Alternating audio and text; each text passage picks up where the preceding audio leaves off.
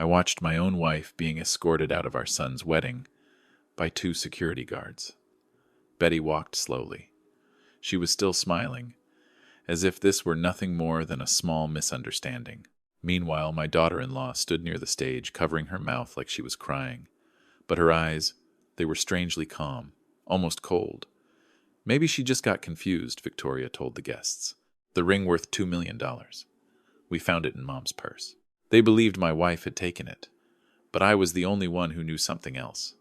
That ring wasn't there when the morning began. Before I tell you the rest of this story, there's something I've always been curious about. Where are you listening to me from? Leave a comment with the name of your city or your country. I truly enjoy reading them every evening, and if you'd like to hear more stories like this, don't forget to subscribe to the channel. Now, let's go back to that morning. Back to the moment when everything still looked perfectly normal. I stood there for a few seconds, watching Betty being led outside. No one asked for my opinion. No one thought I had anything to say. In their eyes, the story was already clear. A blue diamond ring worth $2 million had disappeared, and it had been found inside the purse of a 70-year-old woman, a woman who lately had been showing signs of memory loss. A perfect script. Except, I knew it had been written in advance. That morning had begun quietly. The glass mansion sat peacefully on the cliff above Lake Tahoe. Sunlight poured through the tall windows, filling the house with light, like a crystal box. Event staff moved gently through the halls, carrying white flowers and trays of champagne glasses. I stood on the balcony for a long while. At 72, I no longer enjoy loud celebrations. But it was my son's wedding, and I felt I should at least be there. Betty was in the family dressing room. She always liked fixing little things for the children on important days. I knew she had spent the entire morning folding table linens again and adjusting the small flower arrangements. That was Betty's way. For 40 years, she had stayed quietly in the background, keeping everything in this family in order. Maybe that was exactly why Victoria chose her as the target. I hadn't meant to overhear anything. I was simply walking past the hallway behind the guest dressing room. The door wasn't fully closed, and Victoria's voice slipped out, low but clear. "Tonight, everything will be over." I stopped. Inside the room, Victoria stood in front of the vanity table. Her white wedding dress spread across the floor like a sheet of cold snow. Stephen stood near the window, his back turned to her. "Are you sure?" Stephen asked. "Completely sure," Victoria replied. "Everyone already knows your mother has been forgetting things lately." I heard the soft click of a small box opening. "All we need," Victoria continued, "is one moment." I leaned slightly, looking through the small gap in the door. On the vanity table sat a small velvet tray, and on it was Margaret's blue diamond ring. Margaret was one of the most important guests at the ceremony. A wealthy woman, someone who had known our family for years. That ring was famous enough that almost anyone could recognize it. Victoria picked it up. The blue light of the diamond reflected in the mirror in front of her. "All it has to do," she said calmly, "is appear inside her purse. After that, everyone will finish the story themselves." Stephen said nothing for a few seconds. Then he gave a small nod. I don't think there has ever been a moment in my life that felt colder than that one. Not because of the ring, but because of how easily my son accepted the plan, as if it were just another detail in his wedding schedule. Victoria closed the box. "Don't worry," she said.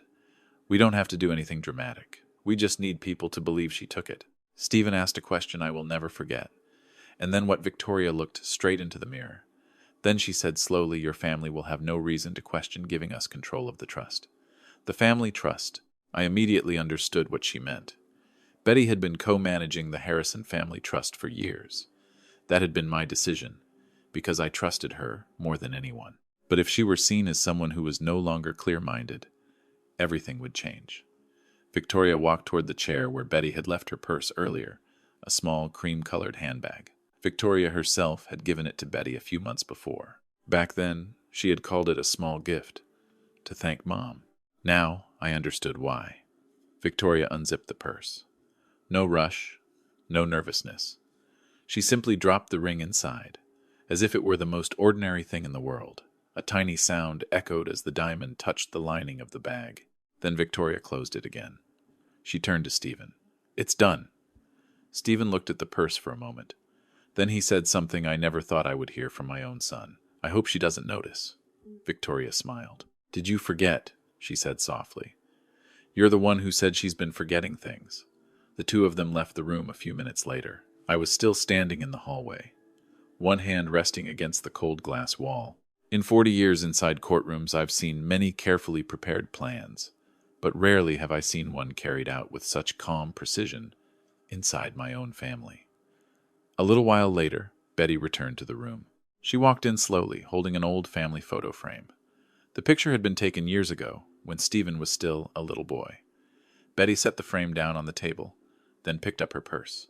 She had no idea what had just happened. She didn't know that inside that purse now was something that didn't belong to her. I watched her for a long moment, and that was when I noticed something Victoria probably hadn't considered.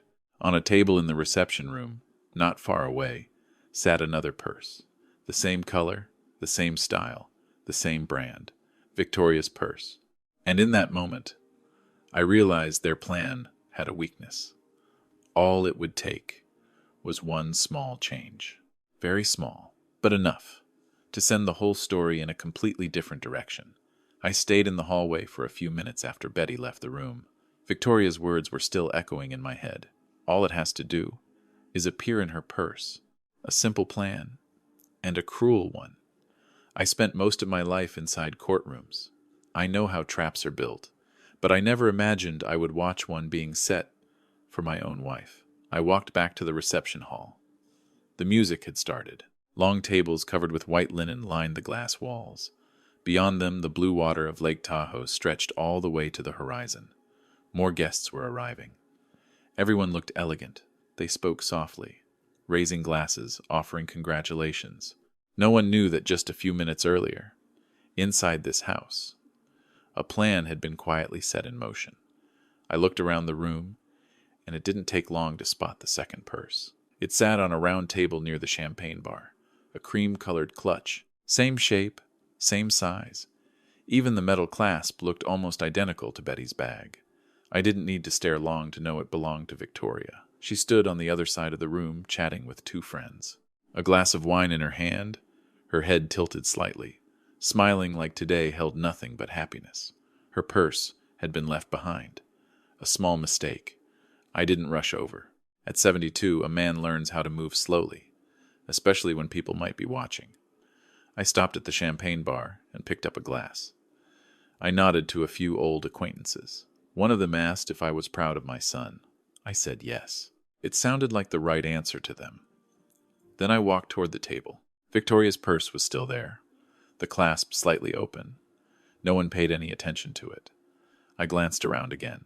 Stephen was speaking with a group of business partners near the stage. Victoria was still across the room. No one was looking at me. I set my glass down. Then I opened the purse. Inside were ordinary things: a phone lipstick, a neatly folded silk scarf, and enough empty space. I closed the bag again. Not yet. I needed the ring, and the ring was still in Betty's purse. At that moment, Betty was standing near the large eastern window talking with Margaret. They had known each other for years. Betty had a way of making people feel comfortable when they spoke with her. I walked over. Betty saw me and smiled. "Did you see our photo frame?" she asked. "I think we should place it near the gift table." I nodded. "Where's your purse?" I asked gently. Betty lifted the cream-colored bag slightly. "Right here." I reached out and took it. "Let me hold it for a moment," I said. "You should go greet the guests." Betty didn't question it. She always trusted me. She nodded, then turned back to continue speaking with Margaret. I held the purse in my hand. It felt light, but I knew there was something inside that didn't belong to Betty. I walked slowly toward the hallway beside the reception room, a quieter place where fewer people passed by. I opened the bag. The ring was there. The blue diamond reflected the light from the glass walls of the hallway. It shined with a cold brightness. $2 million, a number large enough to make many people lose their composure. But the thing that chilled me wasn't the price. It was the fact that this ring had just been used to turn my wife into a thief. I took the ring out. Then I looked down the hallway once more. No one was there. Inside my jacket pocket was a small item, an old photo frame. The The family picture Betty had carried earlier that morning. I placed the frame into Betty's purse. It created a weight, almost like the ring. Not exactly the same, but close enough. Then I closed the bag. Everything happened in silence. I returned to the reception hall. The music was louder now. Most of the tables were filled. Servers were bringing out fresh trays of drinks. Victoria's purse was still on the table. I walked over, not rushing, not lingering. I opened the clasp and placed the ring inside. The sound of the diamond touching the fabric lining was soft, almost impossible to hear. I closed the purse. Then I picked up Betty's bag and set it on a chair near the wedding gift table, where she usually left her things. Everything looked completely normal. I walked back to the champagne bar and picked up another glass. From across the room, Victoria noticed me. She raised her glass in greeting. I lifted mine in return. We looked at each other for a few seconds. In her eyes, I could see the confidence of someone who believed everything had been perfectly arranged. Victoria had no idea the ring was no longer where she had placed it. A little later, Stephen stepped onto the small stage to begin the speeches. The guests grew quiet.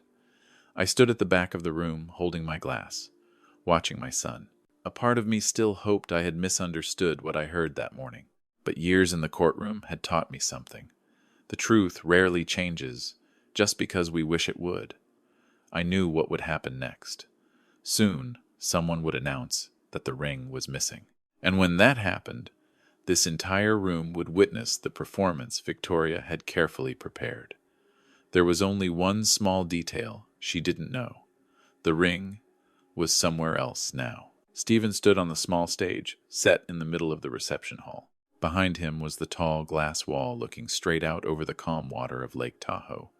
The late afternoon sun had begun to touch the surface of the lake, casting a pale blue reflection across the ceiling. He held the microphone, adjusted the collar of his suit, and began saying the usual things about family and the future. I listened, but not very closely. I was waiting for something else, and it came sooner than I expected. About 10 minutes after Stephen finished his speech, a quiet murmur began near the guest dressing area. At first, only a few people turned their heads. Then Margaret's voice rang out, sharper than usual. "I'm certain I left it right here." The music stopped. People began to pay attention. Margaret walked quickly into the center of the room. Her face had gone pale, and in her hand she was still holding an empty velvet box. "My ring," she said. "It's not in the box anymore." Those words moved through the room like a ripple across water. Some guests exchanged glances. Others looked down at the tables, as if the ring might suddenly appear between the glasses. Victoria was the first to step forward. She gently placed a hand on Margaret's arm, her voice soft, almost comforting. "Maybe it's just a small misunderstanding," Victoria said. "Today has been a little busy for everyone." Margaret shook her head. "No," she said. "I was wearing it just before I went into the dressing room. Then I put it back in the box." Stephen stepped forward as well. He tried to stay calm, but I could see the tension in his shoulders.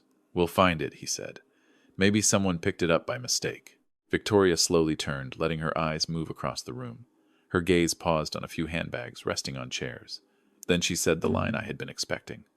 "Perhaps we should check everything," she said gently, "just to be certain." The atmosphere in the room changed instantly. No one wanted to argue with a suggestion that sounded so reasonable. A security guard stepped forward. He exchanged a few words with Stephen, then nodded. "We'll just do a quick check," he announced, "just to avoid any misunderstanding." At that moment, Victoria turned toward Betty. Betty was standing near the flower table, still holding a small handkerchief. She looked slightly confused by the sudden attention. Victoria walked over and lightly held her hand. "Don't worry, Mom," she said, loud enough for people nearby to hear. "We're checking everything so no one misunderstands you." That sentence made several guests glance toward Betty. A brief look, but long enough. I stepped closer. Betty looked at me, her brow slightly furrowed. "What's happening?" she asked quietly. "They're looking for a ring," I said. Betty nodded as if that were nothing unusual. "Oh," she said softly, "I hope they find it." By then, Victoria had already asked security to check a few handbags nearby. Everything was done politely. Each bag was opened, quickly looked through, then returned to its owner. Nothing. Then Victoria turned to Betty. "We should check Mom's bag too," she said calmly. Betty looked down at the cream-colored purse resting on the chair. She hesitated for a moment, not out of fear, simply because she wasn't used to being asked such a thing. I picked up the purse and handed it to the security guard. "No problem," I said. He opened the clasp. The entire room seemed to grow quieter. Victoria stood very close. I could see the look in her eyes, confidence, almost certainty. The guard looked inside the purse. Then he reached in and pulled out the only item there, a small photo frame. Our old family picture. He turned it over in his hands, then placed it on the table. That's all he said. A few guests let out quiet sighs of relief. Betty gave a small, embarrassed smile. "I brought it because I thought Stephen might enjoy seeing it again," she said. Victoria stood still. For a very brief moment, I saw something change in her eyes. A flash of surprise. Quickly gone. But she recovered almost immediately. "Well, that's good," she said with a smile.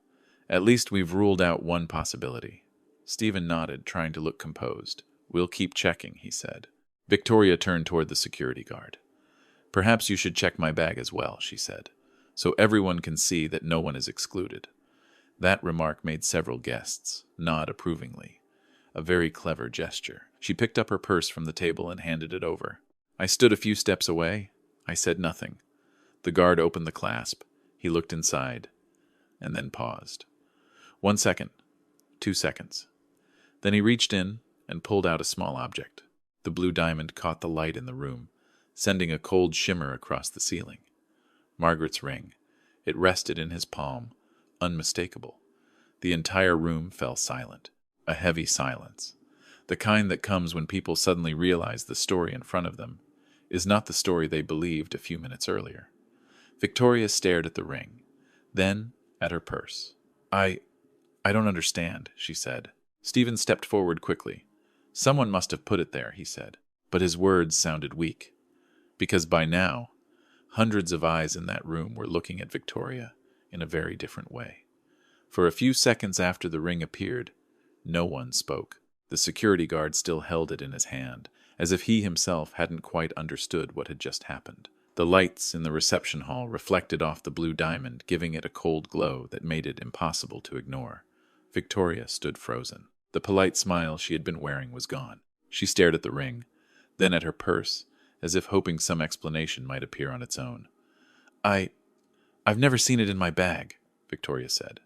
Her voice was quieter now.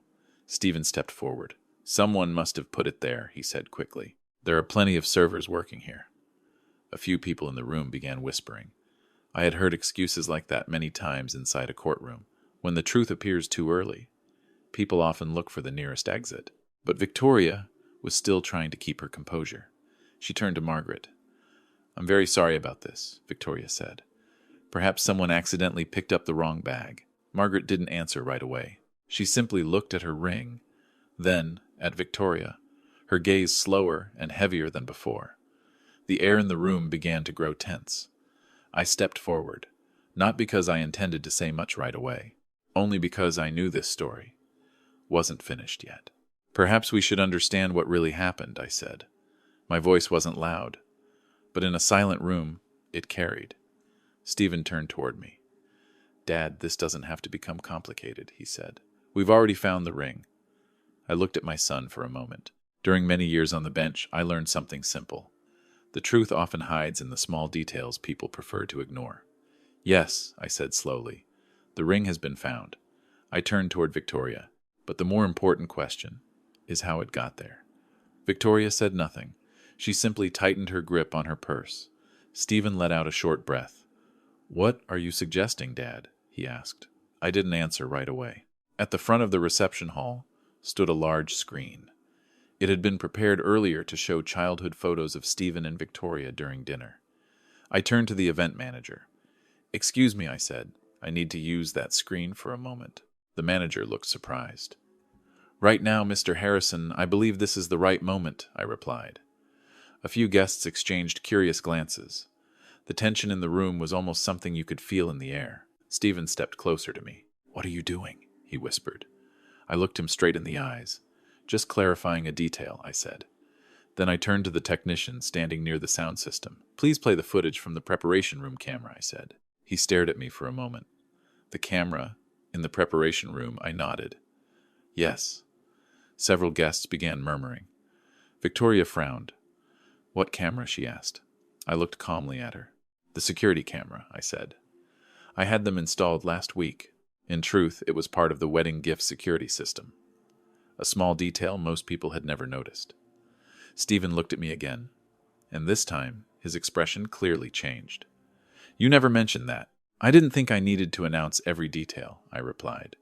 The technician finally turned on the screen. The lights in the reception hall dimmed slightly as the video began. At first, it showed the preparation room from earlier that morning. The vanity table, several jewelry boxes, sunlight coming through the window. Some guests watched the screen with quiet curiosity. Then Victoria appeared in the frame. She walked into the room and glanced around, as if making sure no one was there. In the hall, I heard a few quiet breaths. On the screen, Victoria opened Margaret's velvet box. The blue diamond shined under the morning light. She lifted it, studying it for a moment. Then, she turned toward the cream-colored purse resting on the chair. Every movement was slow, clear, nothing hidden, nothing unclear. On the screen, Victoria opened the purse and dropped the ring inside. A wave of silence spread through the reception hall. Stephen appeared in the frame a few seconds later. He said something the microphone didn't quite capture, but his nod was visible to everyone. The video stopped. No one spoke. Victoria stood completely still. The color seemed to have drained from her face. Stephen looked at the screen, then at me. Dad! He didn't finish the sentence. I looked at my son.